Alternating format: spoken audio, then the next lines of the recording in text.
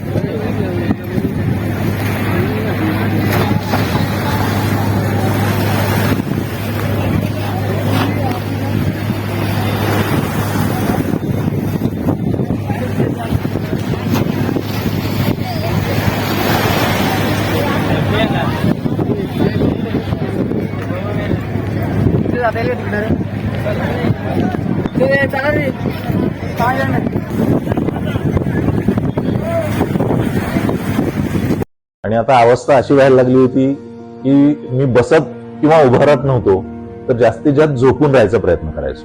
सलगपणे आपण एखादं काम करायला लागलो की बॅकमध्ये पेन येतोय.